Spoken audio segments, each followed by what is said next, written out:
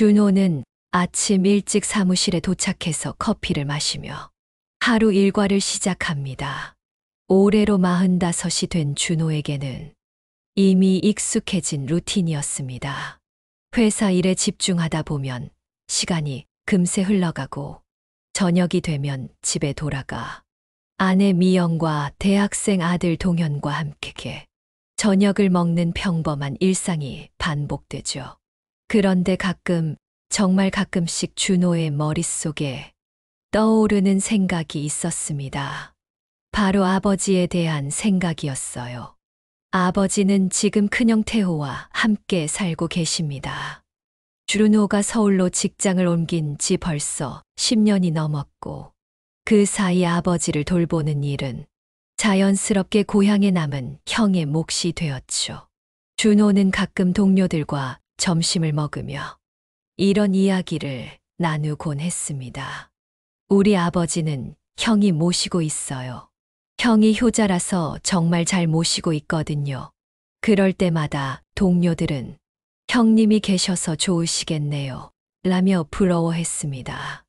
준호도 그럴 때면 마음 한편이 편해지는 것을 느꼈어요. 형이 모시는 게 나라고 잘했겠어. 이런 생각을 하면서 스스로를 안심시키곤 했거든요. 명절이 되면 준호 가족은 고향집으로 내려갔습니다. 추석이나 설날, 아버지 생신 정도였죠. 그마저도 하루나 이틀 머물다가 올라오는 게 전부였어요. 아버지는 항상 조용하셨습니다. 손자 동현을 보면 반가워하시긴 했지만 말씀은 많지 않으셨죠. 준호와 아버지 사이에는 묘한 거리감이 있었어요. 서로 할 말이 많지 않다는 느낌이랄까요. 형 태호는 동네에서 소문난 효자였습니다. 이웃들은 모두 태호를 칭찬했어요. 태호 씨 정말 효자야. 아버지 모시는 게 얼마나 정성스러운지 몰라. 준호 씨는 서울 살면서 바쁠 텐데 태호 씨가 있어서 참 다행이야. 이런 말들을 들을 때마다 준호는 마음이 복잡했습니다. 고마우면서도 한편으로는 미안한 마음이 들었거든요. 그런데 이상한 건 형과 준호 사이의 관계였어요. 형은 이웃들에게는 다정하고 친근했지만 동생인 준호에게는 감정을 잘 드러내지 않았습니다. 명절에 만나도 형식적인 인사 정도가 전부였죠. 잘 지내냐? 응, 잘 지내. 이런 대화가 고작이었어요. 준호도 형에게 먼저 다가가려 하지 않았습니다. 어릴 때부터 그랬으니까요. 어릴 적 기억을 떠올려 보면 형과 준호는 늘 경쟁 관계였습니다. 공부든 운동이든 아버지의 관심을 끌기 위해서든 항상 비교당했죠. 형은 맏아들로서의 책임감이 강했고 준호는 둘째로서 자유로웠지만 동시에 소외감을 느끼기도 했어요.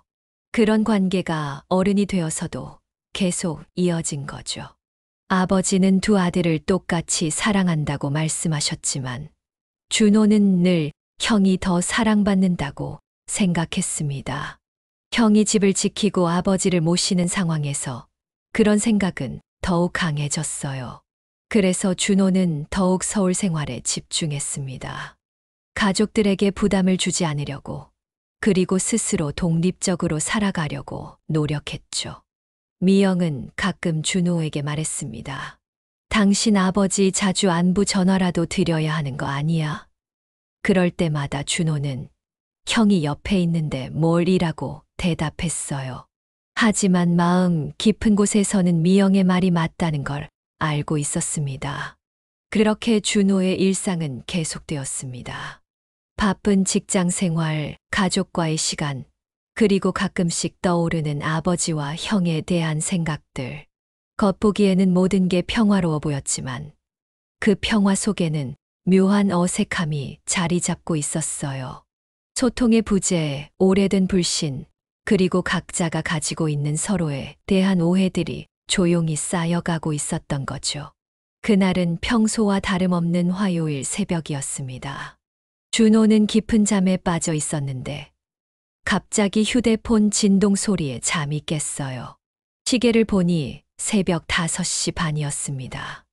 이른 시간에 걸려오는 전화는 보통 좋지 않은 소식을 가져오죠. 준호는 불안한 마음으로 전화를 받았습니다. 여보세요? 준호의 목소리는 잠에서 깬 탓에 약간 쉬어 있었어요. 전화 너머로 형 태호의 목소리가 들려왔습니다. 평소보다 더욱 차분하고 무감정한 톤이었죠. 준호야, 아버지 돌아가셨어. 그 말은 마치 날씨 얘기를 하듯 담담했습니다. 감정의 기복이 전혀 없는 그냥 사실을 전달하는 말투였어요. 준호는 순간 머리가 하얘졌습니다. 뭐라고? 형, 무슨 소리야? 하지만 태호는 더 이상 자세한 설명을 하지 않았어요. 와봐. 할 일이 많아. 그리고는 전화를 끊어버렸습니다. 준호는 멍하니 휴대폰을 바라보며 실감이 나지 않았어요. 아버지가 돌아가셨다는 게 믿어지지 않았거든요. 옆에서 잠들어 있던 미영이 깨어났습니다. 여보, 누구 전화야? 이른 시간에. 준호는 떨리는 목소리로 대답했어요. 아버지가 돌아가셨대. 미영도 깜짝 놀라며 벌떡 일어났습니다. 어떻게, 언제, 아프시다는 소리도 없었는데. 하지만 준호도 자세한 상황을 알 수 없었어요. 형이 말해준 건 그게 전부였으니까요. 준호는 서둘러 옷을 갈아입고 고향으로 향했습니다. 새벽 길은 한산했지만 준호의 마음은 복잡했어요. 아버지에 대한 마지막 기억이 언제였는지 떠올려 보려 했지만 명확하지 않았습니다. 지난 추석 때였나? 아니면 그보다 더 전이었나? 시간이 이렇게 빨리 지나간 줄 몰랐어요. 고향집에 도착한 준호는 평소보다 조용한 집 안 분위기를 느꼈습니다. 형 태호가 현관에서 준호를 맞았어요. 형의 표정은 여전히 담담했습니다. 슬픔이나 당황스러운 기색을 전혀 찾을 수 없었죠. 형, 아버지는 어디 계셔? 준호가 물어보자 태호는 안방을 가리켰습니다. 안방 문을 열고 들어간 준호는 충격을 받았습니다. 아버지는 침대 위에 누워 계셨는데 이미 차가워져 있었어요. 그런데 뭔가 이상했습니다. 방 안에 묘한 냄새가 났고 아버지의 상태를 보니 돌아가신 지 꽤 시간이 지난 것 같았거든요. 준호는 형에게 물었습니다. 형, 아버지 언제 돌아가신 거야? 태호는 잠시 머뭇거리더니 대답했어요. 어제 저녁에 발견했어. 하지만 준호가 보기에는 그보다 더 전에 돌아가신 것 같았습니다. 아버지 주변 상태며 방 안 냄새며 모든 게 어제 저녁이라고 하기에는 너무 심각해 보였거든요. 형, 정말 어제 저녁이야? 아버지 상태가. 하지만 태호는 더 이상 대답하지 않았어요. 오전이 되면서 마을 사람들이 하나둘씩 조문을 오기 시작했습니다. 아버지와 가까웠던 이웃 아주머니들, 동네 어르신들이 찾아왔어요. 그런데 조문객들 사이에서 수근거리는 소리가 들려왔습니다. 태호 씨가 아버지를 병원에도 안 모셨다더라. 며칠 전부터 혼자 밥도 못 챙겨 드셨다면서. 준호는 이런 말들을 들으며 점점 불안해졌습니다. 형이 아버지를 제대로 돌보지 않았다는 건 아닐까. 하지만 직접 묻기도 어려웠어요. 장례 준비도 제대로 되어 있지 않았습니다. 형은 내일부터 준비하면 되라고만 했어요. 저녁이 되어서야 준호는 형과 제대로 된 대화를 나눌 수 있었습니다. 형, 아버지 마지막에 아프시지 않으셨어. 병원은 안 모셨어. 태호는 피곤한 표정으로 대답했어요. 병원 가자고 했는데 아버지가 싫어하셨어. 나이 드신 분들이 다 그렇잖아. 하지만 준호는 뭔가 석연치 않았습니다. 마을 사람들의 말이 계속 귓가에 맴돌았거든요. 아버지가 혼자 계시는 시간이 많았다는 것, 제대로 된 식사를 못 하셨다는 것, 아프다고 하셔도 병원에 못 가셨다는 것들이요. 그날 밤 준호는 잠을 이룰 수 없었습니다. 아버지에 대한 죄책감과 형에 대한 의심이 동시에 밀려왔어요. 자신도 아버지를 자주 찾아뵙지 않았으면서 형을 의심하는 게 맞는 건지 모르겠었습니다. 하지만 뭔가 잘못되었다는 느낌을 지울 수 없었어요. 미영도 전화로 걱정을 표했습니다. 여보, 아버님 상태가 어땠어? 갑자기 돌아가시다니. 준호는 미영에게도 자세한 상황을 말하기 어려웠어요. 아직 확실하지 않은 상태에서 섣불리 말할 수는 없었거든요. 그렇게 첫날 밤이 지나갔습니다. 아버지의 갑작스러운 죽음, 형의 무덤 같은 침묵, 그리고 마을 사람들의 수군거릴. 모든 게 준호에게는 혼란스러웠어요. 평화로워 보였던 일상이 한순간에 무너져 내리는 기분이었습니다. 이제 준호는 진실이 무엇인지 알아야 했어요. 장례식장은 아침부터 북적였습니다. 아버지와 인연이 있던 사람들이 하나둘씩 찾아와 조문을 했어요. 준호는 상주로서 조문객들을 맞으며 인사를 받았지만 마음 한편으로는 계속 어제 들었던 마을 사람들의 말이 신경 쓰였습니다. 형 태호는 여전히 무표정한 얼굴로 장례 절차를 진행하고 있었어요. 점심때쯤 준호가 전혀 예상하지 못했던 사람이 장례식장에 나타났습니다. 50대 후반으로 보이는 여성이었는데 검은 한복을 단정하게 입고 있었어요. 조문객 명단에도 없던 분이었죠. 준호는 누구신지 궁금해서 다가갔습니다. 안녕하세요. 조문 와주셔서 고맙습니다. 아버지와 어떤 인연이 계신지요? 준호가 정중하게 물어보자 그 여성은 잠시 망설이더니 말했어요. 저는 박복자라고 합니다. 아버님과 오랜 인연이 있어요. 목소리에는 묘한 떨림이 있었습니다. 박복자는 준호를 조용한 곳으로 이끌었어요. 장례식장 한쪽 구석, 사람들 눈에 잘 띄지 않는 곳이었습니다. 준호 씨죠. 아버님께서 자주 말씀하셨어요. 준호는 고개를 끄덕였지만 여전히 박복자가 누구인지 감이 잡히지 않았어요. 그때 박복자가 충격적인 말을 꺼냈습니다. 며칠 전에 아버님이 저에게 전화를 하셨어요. 평소보다 목소리가 많이 약하셨는데 박복자는 잠시 말을 멈추고 한숨을 쉬었어요. 자기가 방치되고 있다고 하시더라고요. 너무 아프다고 병원에 가고 싶은데 아무도 데려가 주지 않는다고. 준호는 순간 귀를 의심했습니다. 뭐라고요? 아버지가 그런 말씀을 하셨다고요? 박복자는 고개를 끄덕였어요. 네, 정확히 사흘 전이었어요. 목요일 저녁에 전화가 왔는데 아버님 목소리가 너무 힘드셨어요. 밥도 제대로 못 드시고 계신다고 하시면서. 준호의 머릿속이 복잡해졌습니다. 형이 어제 저녁에 아버지를 발견했다고 했는데 박복자의 말이 맞다면 아버지는 그보다 훨씬 전부터 도움을 요청하고 계셨던 거였어요. 그럼 복자 씨는 왜 그때 오시지 않으셨어요?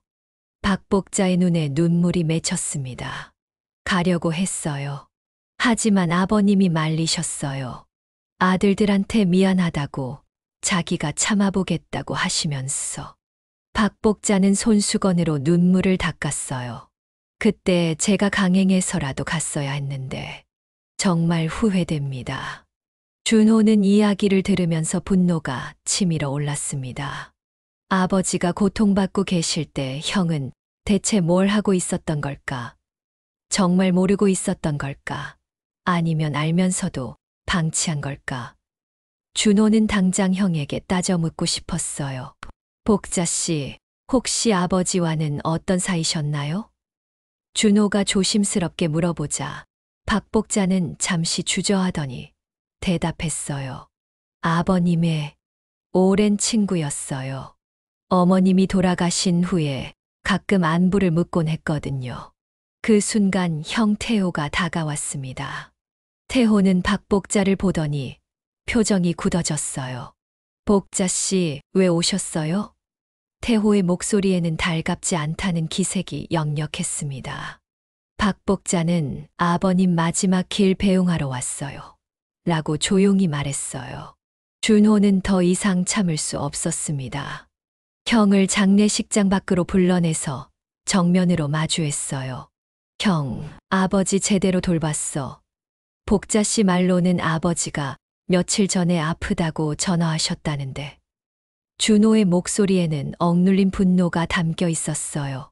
태호는 처음으로 당황하는 기색을 보였습니다. 뭔 소리야? 아버지는 평소에도 아프다고 하셨어. 나이 드신 분들이 다 그렇잖아. 하지만 준호는 납득할 수 없었어요. 그래도 병원은 모셨어야 하는 거 아냐? 밥은 제대로 드셨고. 내가 알아서 했어. 태호의 대답은 여전히 퉁명스러웠어요. 남 걱정할 시간 있으면 내 가족부터 챙겨. 서울에서 바쁘다고 얼마나 찾아왔는데. 형의 말에 준호는 할 말을 잃었습니다. 형의 말도 틀린 건 아니었거든요. 하지만 준호는 포기할 수 없었어요. 형이 아무리 그래도 아버지가 아프다고 하시면 병원 모시는 게 당연한 거 아냐? 복자 씨 말로는 아버지가 도움을 요청하셨다는데. 태호는 이때서야 얼굴을 붉혔어요. 박복자 말은 믿고 내 말은 안 믿는다는 거야? 두 형제의 목소리가 점점 높아졌습니다. 지금까지 쌓여왔던 감정들이 한꺼번에 터져 나오는 것 같았어요. 형은 왜 이렇게 감정을 안 보여? 아버지가 돌아가셨는데 슬프지도 않아. 준호가 소리쳤어요. 내가 슬프지 않을 거라고 생각해. 나도 사람이야. 태호도 맞받아쳤습니다. 장례식장 밖에서 벌어진 형제의 다툼을 본 조문객들이 수군거렸어요. 저 형제들 원래 사이가 안 좋았나? 아버지 장례식에서 저러면 안 되는데. 박복자도 멀리서 이 모습을 지켜보고 있었습니다. 준호는 그제서야 자신이 너무 감정적으로 행동했다는 걸 깨달았어요. 하지만 이미 돌이킬 수 없었습니다.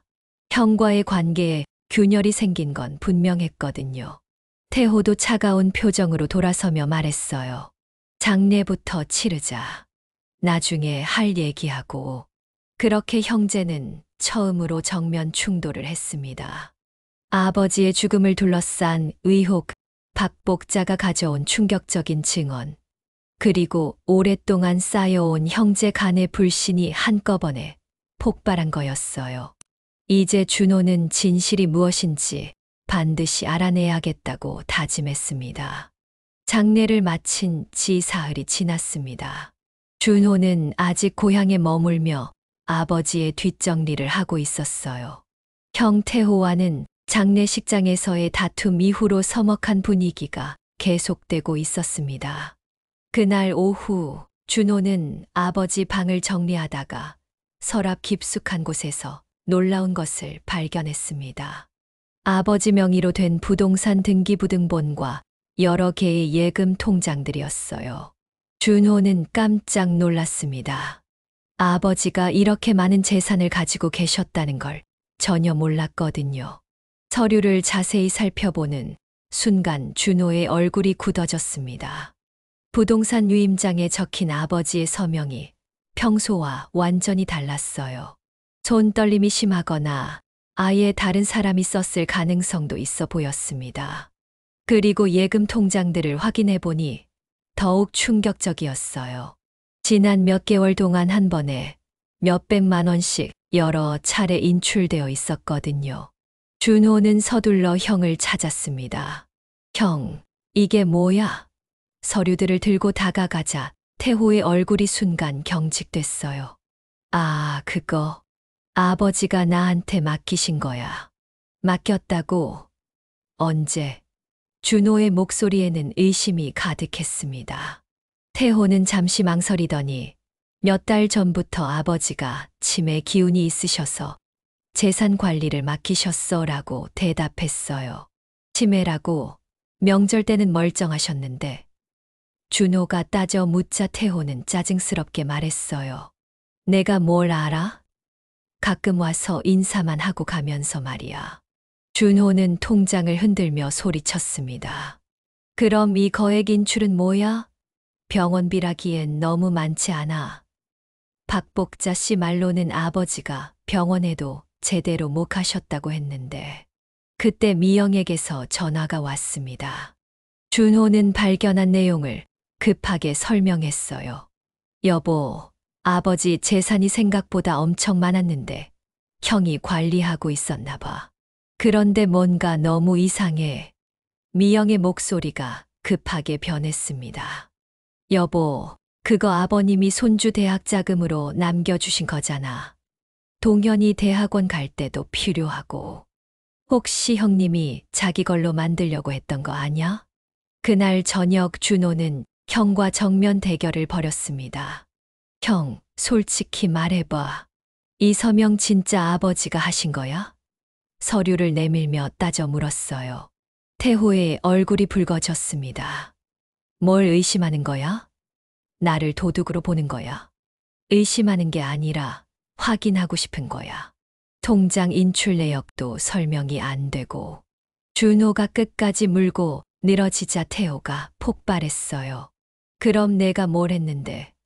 서울에서 편하게 살면서 명절 때나 얼굴 비치고 이제 와서 재산 타령이야. 태호의 목소리에는 그동안 쌓인 원망이 가득했어요. 재산 타령이 아니야. 아버지를 제대로 돌봤는지가 의심스럽다는 거야. 준호도 소리쳤습니다. 박복자 씨 말로는 아버지가 도움을 요청하셨다는데 형은 뭘 했어? 또 박복자 얘기야. 그 여자 말만 믿고 친형은 안 믿겠다는 거지. 태호가 벌떡 일어서며 소리쳤어요. 친형이라고 해서 무조건 믿을 수는 없어. 증거가 너무 의심스럽다고. 준호의 말에 태호는 완전히 돌아섰습니다. 좋아. 그럼 알아서 해. 나는 더 이상 상대 안 할 거야. 다음 날 아침 미영이 급하게 전화를 걸어왔습니다. 여보, 밤새 생각해봤는데 이거 그냥 넘어갈 일이 아니야. 법적으로라도 확인해봐야 해. 동현이 미래가 걸린 문제라고. 준호는 결국 결심을 굳혔습니다.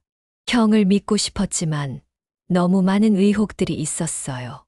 위조 의심 서명, 설명되지 않는 거액 인출, 그리고 아버지를 제대로 돌보지 않았다는 증언까지.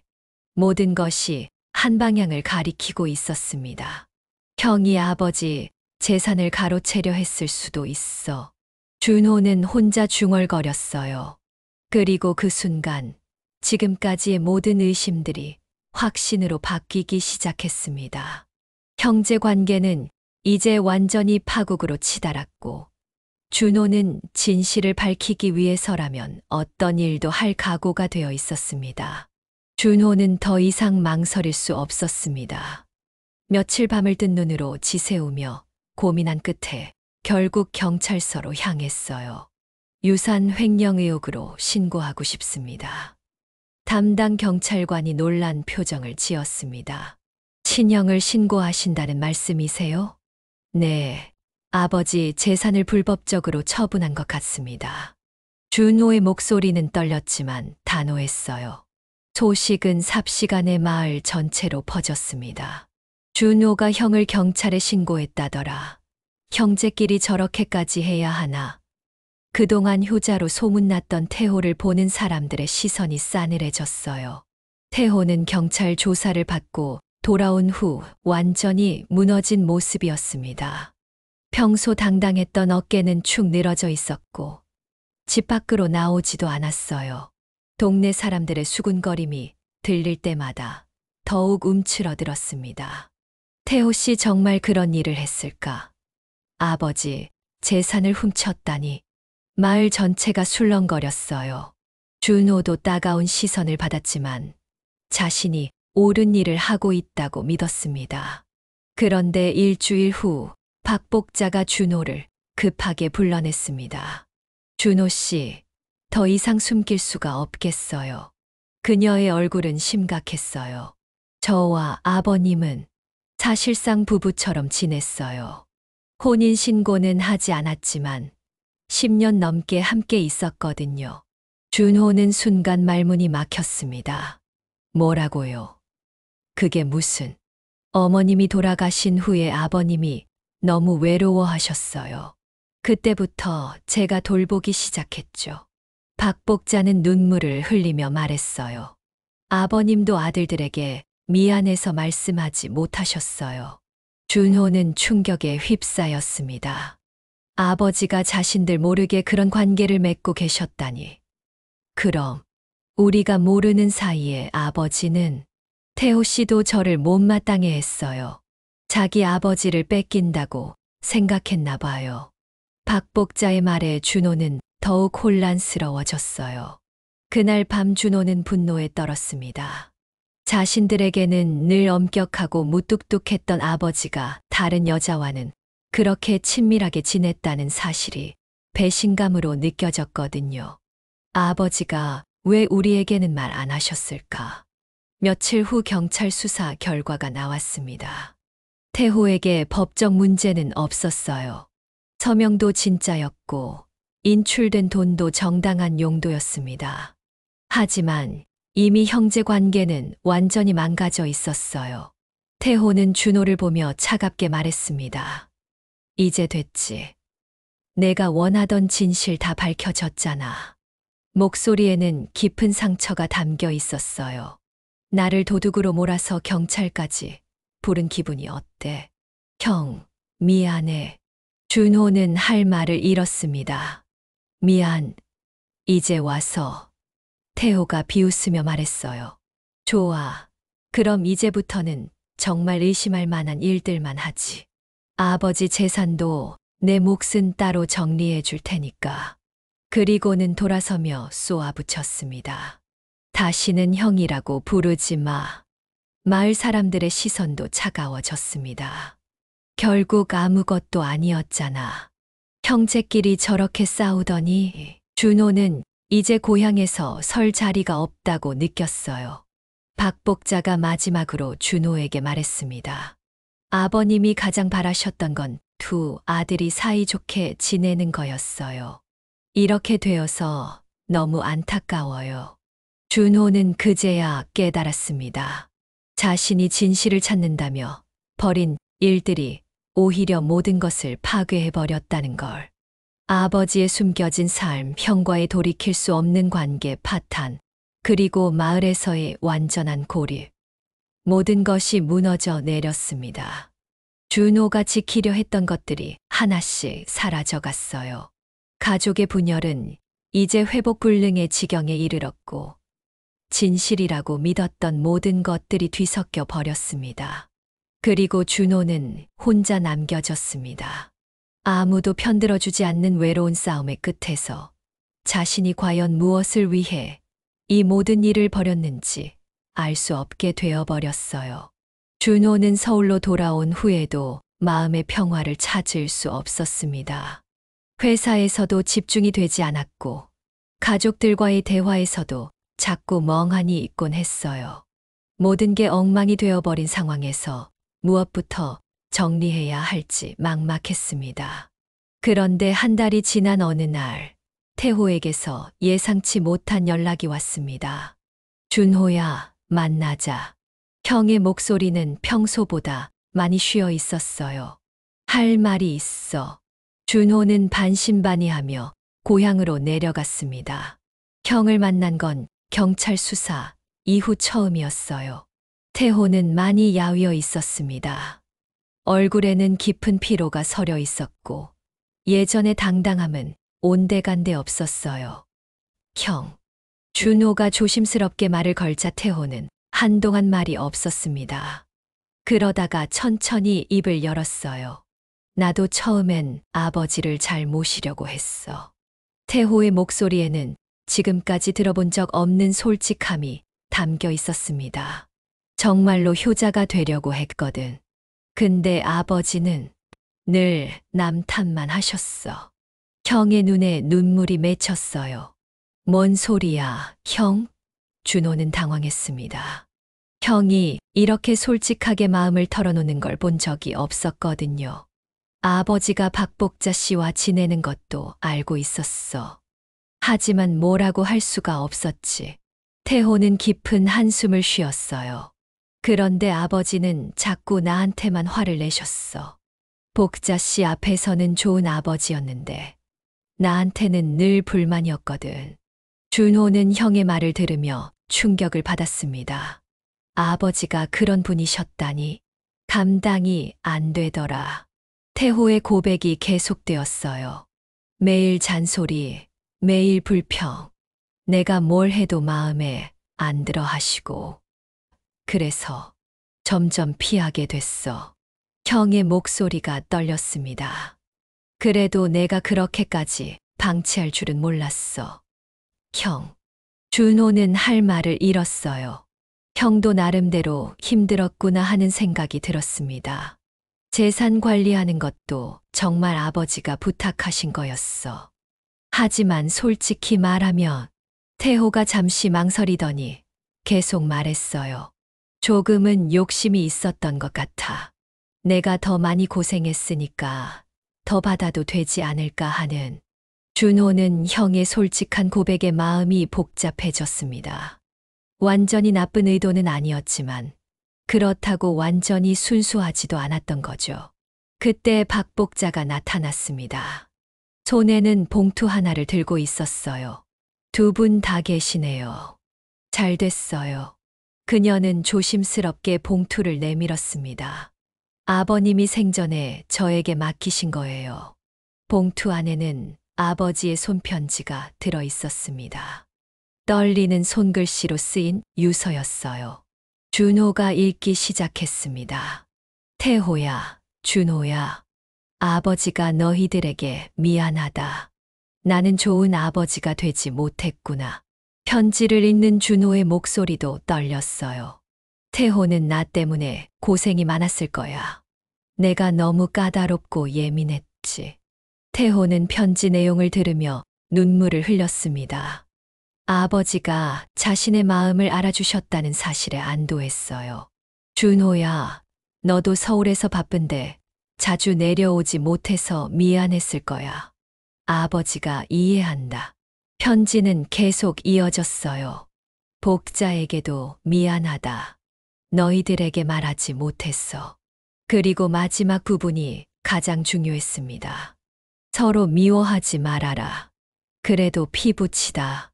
아버지의 마지막 부탁이니 꼭 지켜다오. 편지를 다 읽고 난 후 두 형제는 한동안 말이 없었습니다. 박복자도 조용히 눈물을 닦고 있었어요.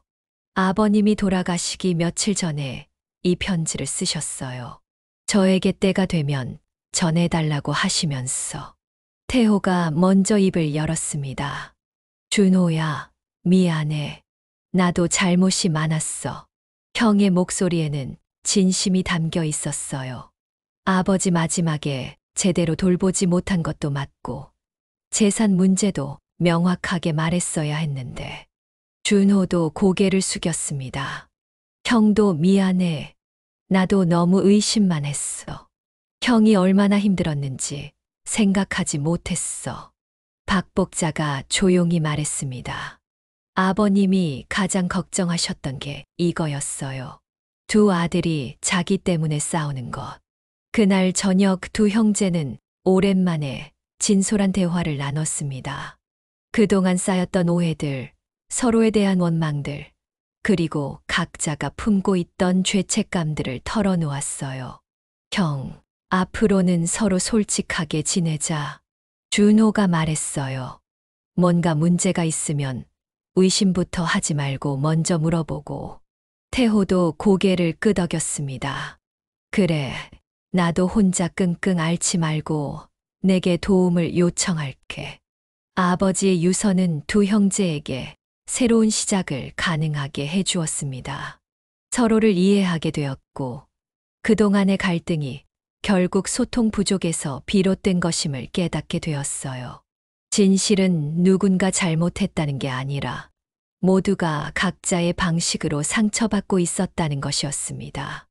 아버지의 유서를 읽고 난 후 두 형제 사이에는 변화가 생겼지만 여전히 해결해야 할 문제가 남아 있었습니다. 바로 유산 분할과 법적 절차였어요. 경찰 수사는 끝났지만 준호가 제기한 민사소송은 아직 진행 중이었거든요. 변호사는 준호에게 말했습니다. 소송을 계속 진행하시겠어요? 아니면 합의를 보시겠어요? 준호는 고민에 빠졌어요. 형과 화해는 했지만 법적인 문제는 별개였거든요.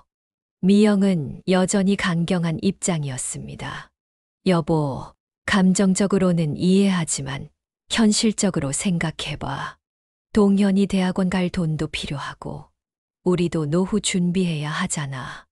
미영의 말에도 일리가 있었어요. 한편 태호는 마을에서 점점 고립되어 가고 있었습니다. 경찰 수사 결과 법적 문제는 없었지만 마을 사람들의 시선은 여전히 차가웠어요. 태호 씨가 아버지를 제대로 안 모셨나 봐. 형제끼리 법정까지 가는 걸 보니 태호는 이런 상황을 견디기 힘들어했습니다. 평생 살아온 고향에서 손가락질을 받으며 사는 게 괴로웠거든요. 그는 준호에게 전화를 걸었어요. 준호야, 한 번 더 만나자. 두 형제는 아버지 묘소에서 만났습니다. 법정이 아닌 아버지가 잠들어 계신 곳에서 마지막 대화를 나누기로 한 거였어요. 늦가을 바람이 차갑게 불어왔습니다. 형, 힘들지? 준호가 먼저 말을 걸었어요. 태호는 묘비를 바라보며 답했습니다. 마을에서 살기가 힘들어졌어. 사람들 시선이, 목소리에는 깊은 피로가 배어 있었어요. 형이 아버지를 방치한 건 사실이야. 준호가 직설적으로 말했어요. 하지만 나도 마찬가지였어. 서울에서 편하게 살면서 형에게만 모든 걸 맡겼으니까. 태호는 고개를 끄덕였습니다. 그래, 둘 다 잘못했지. 하지만 법정으로 끌고 가는 건. 그는 말을 멈추고 한숨을 쉬었어요. 준호야, 나도 끝내고 싶어. 법적으로는 형이 이길 수도 있어. 증거가 명확하지 않으니까. 준호가 말했어요. 하지만 그게 중요한 게 아니잖아. 두 형제는 아버지 앞에서 진실한 대화를 나눴습니다. 형, 정말 솔직하게 말해봐. 아버지 재산에 대해서 어떻게 생각해? 준호가 물었어요. 태호는 잠시 망설이더니 말했습니다. 처음에는 내가 더 많이 고생했으니까 더 받아도 된다고 생각했어. 하지만 지금은 아니야. 그는 묘비에 손을 올렸어요. 아버지가 가장 바라셨던 건 우리가 사이좋게 지내는 거였잖아. 그럼 어떻게 할까? 준호가 물었어요. 태호는 깊게 생각하더니 결정적인 말을 했습니다. 유산 절반을 사회에 환원하자. 뭐라고? 준호는 깜짝 놀랐어요. 아버지 이름으로 장학금을 만들어서 어려운 학생들을 도우는 거야. 태호의 목소리에는 확신이 담겨 있었어요. 그리고 나머지는 우리가 반반씩 나누고. 준호는 형의 제안에 감동했습니다. 형, 정말 그렇게 할 거야? 그래야 아버지도 편히 쉬실 것 같아. 태호가 묘비를 쓰다듬으며 말했어요. 우리가 돈 때문에 싸우는 걸 보시면 얼마나 속상하시겠어. 그날 오후 두 형제는 변호사 사무실로 함께 갔습니다. 소송을 취하하겠습니다. 준호가 말했어요. 그리고 유산을 이렇게 분할하고 싶습니다. 변호사는 놀란 표정을 지었습니다. 절반을 기부하신다고요? 신중하게 생각해 보세요. 상당한 금액인데. 하지만 두 형제의 결심은 확고했습니다. 태호가 말했어요. 우리 아버지 뜻이에요. 돈보다 중요한 게 있다는 걸 이제야 깨달았거든요. 서류를 작성하면서 준호는 형에게 물었습니다. 형, 후회 안 해? 후회, 오히려 속이 시원해. 태호가 웃으며 대답했어요. 이제야 진짜 아버지, 아들 같은 기분이야. 법정 밖에서 두 형제는 오랜만에 진심으로 웃었습니다. 그동안의 갈등과 법적 다툼이 모두 끝난 순간이었어요. 더 이상 서로를 의심하거나 원망하지 않기로 했습니다. 형, 앞으로는 자주 연락하자. 준호가 말했어요. 그래. 그리고 명절 때만 말고 가끔 놀러와. 태호도 웃으며 답했습니다. 박복자도 이 소식을 듣고 기뻐했습니다. 아버님이 정말 좋아하실 거예요. 두 아들이 이렇게 화해하시는 걸 보시면 마을 사람들도 두 형제의 결정을 듣고 놀랐습니다. 아버지 이름으로 장학금을 만든다고. 역시 효자들이네. 시선이 다시 따뜻해졌어요. 그렇게 두 형제는 법정이 아닌 아버지 앞에서 진정한 화해를 이뤘습니다. 돈보다 소중한 것이 무엇인지, 가족이라는 이름의 진정한 의미가 무엇인지 깨달은 순간이었어요. 이제 정말로 새로운 시작이 가능해 보였습니다. 그로부터 6개월이 지났습니다. 계절이 바뀌어 다시 봄이 찾아왔어요. 준호는 아버지 기일을 맞아 고향으로 내려가고 있었습니다. 이번에는 혼자가 아니었어요. 미영과 아들 동현도 함께였죠. 아빠, 할아버지 묘소가 어떻게 생겼어? 동현이 물어봤어요. 준호는 백미러로 아들을 바라보며 웃었습니다. 할아버지가 참 좋아하실 거야. 손자가 이렇게 컸다는 걸 보시면. 고향에 도착하니 태호가 먼저 와서 기다리고 있었습니다. 형의 모습이 많이 달라져 있었어요. 얼굴에는 편안한 미소가 있었고 예전처럼 무거운 분위기는 없었습니다. 형, 준호가 반갑게 인사하자 태호도 활짝 웃었어요. 어서 와. 동현이도 많이 컸네. 태호는 조카를 반갑게 맞아주었습니다. 동현도 삼촌에게 정중하게 인사를 드렸어요. 형, 어떻게 지내? 준호가 물어보자 태호는 만족스러운 표정으로 답했어요. 요즘 노인센터에서 봉사활동하고 있어. 거기서 할아버지, 할머니들 도와드리는 일이야. 준호는 놀랐습니다. 봉사활동을. 언제부터? 한 달 전부터야. 처음엔 어색했는데 지금은 보람을 느껴. 태호의 목소리에는 활력이 넘쳤어요. 아버지를 제대로 모시지 못한 죄책감 때문에 시작했는데 이제는 정말 좋아. 아버지 묘소에 도착하니 박복자가 먼저 와서 꽃을 준비해 두었습니다. 복자 이모, 동현이 반갑게 인사했어요. 박복자는 동현을 사랑스럽게 바라보며 말했어요. 우리 동현이 정말 많이 컸네. 할아버지 닮아서 잘생겼어. 네 사람은 함께 아버지께 차례를 지냈습니다. 예전처럼 형식적인 절차가 아니라 진심으로 아버지를 그리워하며 정성을 다했어요. 동현도 할아버지께 정중하게 절을 올렸습니다. 할아버지, 저 대학교 1학년이 됐어요. 할아버지가 남겨주신 장학금 덕분에 걱정 없이 공부할 수 있어요. 동현이 묘비 앞에서 말했어요. 아버지의 이름으로 만든 장학금이 첫 번째 수혜자가 바로 손자였던 거죠. 준호는 마음이 뭉클했습니다. 아버지가 가장 바라셨던 것이 바로 이런 모습이었을 거라는 생각이 들었어요. 가족이 함께 모여 서로를 아끼고 보살피는 모습 말이죠. 차례를 마친 후 네 사람은 아버지 앞에서 그동안의 이야기를 나누었습니다. 아버지, 형이랑 정말 많이 좋아졌어요. 준호가 묘비를 향해 말했어요. 이제는 서로 자주 연락하고 뭔가 있으면 바로 상의해요. 태호도 덧붙였습니다. 아버지, 노인센터 봉사 정말 보람차요. 거기 할아버지들이 아버지 같아서 더 정성껏 돌봐드리게 돼요. 박복자는 조용히 눈물을 닦았어요. 아버님이 정말 좋아하실 거예요. 두 아들이 이렇게 화목하게 지내는 모습을. 저녁에는 모두 함께 식사를 했습니다. 태호가 직접 준비한 음식이었어요. 형이 요리를 언제 배웠어? 준호가 놀라며 물었어요. 혼자 살다 보니 자연스럽게 배우게 됐어. 태호가 웃으며 답했어요. 복자 이모가 가르쳐 주기도 했고. 미영이 말했습니다. 형님, 이렇게 맛있게 해주시니 정말 고마워요. 우리 동현이도 삼촌 음식 너무 좋아해요. 동현도 고개를 끄덕였습니다. 삼촌 요리 진짜 맛있어요. 아빠보다 훨씬 잘해요. 모두가 웃음을 터뜨렸어요. 식사를 하면서 준호는 문득 깨달았습니다. 이제야 진짜 가족이 된 것 같다는 생각이 들었어요.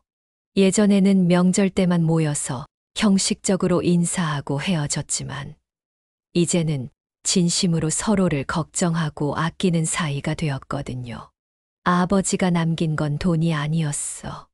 준호가 혼잣말처럼 중얼거렸어요. 결국 우리가 서로를 어떻게 기억하느냐가 진짜 유산이었던 거야. 태호도 고개를 끄덕였습니다. 맞아. 처음엔 그걸 몰랐지. 재산이 중요한 줄 알았는데. 박복자가 말했습니다. 아버님이 평생 바라셨던 게 바로 이거였어요. 두 아들이 서로 사랑하고 도와주는 모습. 그날 밤 준호는 아들 동현과 진솔한 대화를 나눴습니다. 동현아, 아빠가 할아버지께 잘못한 게 많았어. 너는 나중에 아빠한테 그러지 마. 동현이 진지하게 대답했어요. 아빠, 저는 할아버지 이야기를 들으면서 많이 생각했어요. 가족이 얼마나 소중한지. 그래, 가족보다 소중한 건 없어. 준호가 아들의 어깨를 토닥이며 말했어요. 아빠도 이제야 깨달았지만, 다음 날 아침 준호 가족은 서울로 돌아가야 했습니다. 태호는 역까지 배웅을 나왔어요. 자주 연락하자. 그리고 다음에 올 때는 더 오래 머물러. 그럴게, 형. 형도 서울에 놀러와. 동현이 대학교도 구경시켜 줄게. 준호가 대답했어요. 기차가 출발하면서 준호는 창밖으로 손을 흔드는 형을 바라봤습니다. 이제 정말 새로운 시작이라는 생각이 들었어요. 아버지의 죽음으로 시작된 갈등과 오해들이 결국 가족을 더욱 단단하게 만들어준 셈이었거든요. 준호는 마음속으로 아버지께 감사 인사를 드렸습니다. 아버지가 남겨주신 진짜 유산은 돈이 아니라 서로를 이해하고 사랑하는 마음이었다는 걸 이제야 깨달았으니까요.